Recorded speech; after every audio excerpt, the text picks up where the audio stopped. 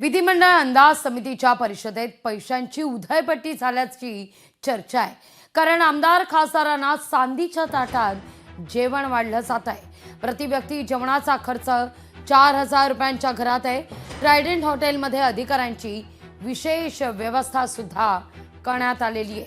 विधिमंडळ अंदाज समितीच्या राष्ट्रीय परिषदेत वारेमाप पैशांची उधळपट्टी करण्यात आल्याचा आरोप आता होतोय। आमदार खासदारांना चांदीच्या ताटात वाटीत जेवण वाढलेलं आहे। पाण्याची ग्लास सुद्धा चांदीचीच असल्याचं कळतंय। अंदाज समितीचे अध्यक्ष, सदस्य आणि अधिकारी असे मिळून एकूण 600 अतिथी होते। हॉटेल ताज पॅलेस मध्ये विशेष अतिथी तर हॉटेल ट्रायडेंट मध्ये अधिकाऱ्यांची व्यवस्था होती।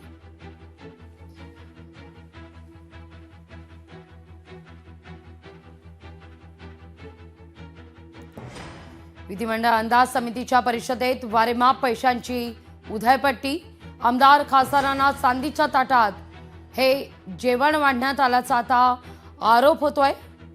या सगळ्याविषयी अधिक माहिती घेतोय आपले प्रतिनिधी चेतन ननावरे यांच्याकडून। चेतन, आता आमदार खासदारांना चांदीच्या ताटात जेवण वाढल्याचा या ठिकाणी आरोप होत असताना वारेमाप पैशांची उधळण या ठिकाणी केली जाते असं आता म्हटलं जात आहे। विरोधकांकडून आरोप केला जातोय।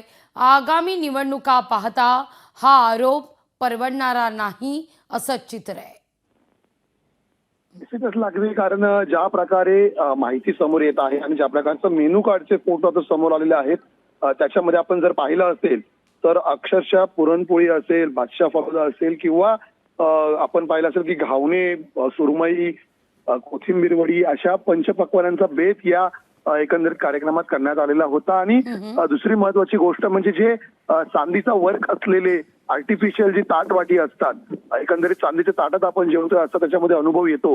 अशा ताटवाटी ग्लाससाठी 550 रुपयाचं भाडं आकारण्यात आलेलं होतं। 4000 रुपयाचं प्रति माणसा जेवणाचा दर आकारण्यात आला होता। त्यामुळे जवळपास 4500 रुपये एका माणसाच्या जेवणासाठीचा हा खर्च मानला जातोय।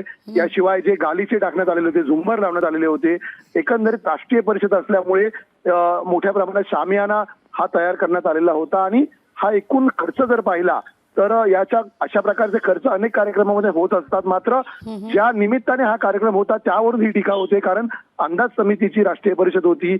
विधिमंडळ एकंदरीत जे अर्थसंकल्पीय तरतूद असते त्याचं योग्य नियोजन कशा प्रकारे करायचं, काटकसर कशा प्रकारे करायची या शिफारशी अंदाज समित्या करत असतात। आणि याच अंदाज समित्या ज्या काटकसरीची शिफारस करतात त्याच जर अशा प्रकारे उधळपट्टी करत असतील तर मग काटकसर कशी होणार आणि अर्थसंकल्पीय तरतुदीचं वितरण कशा प्रकारे होणार, त्याचा वापर कशा प्रकारे होणार, हा प्रश्न आता उपस्थित करतायत विरोधकांकडून।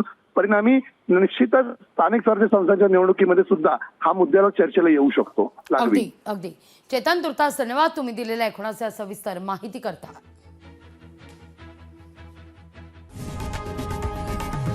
लोकशाही मराठी ऐका, पहा, जागरूक रहा।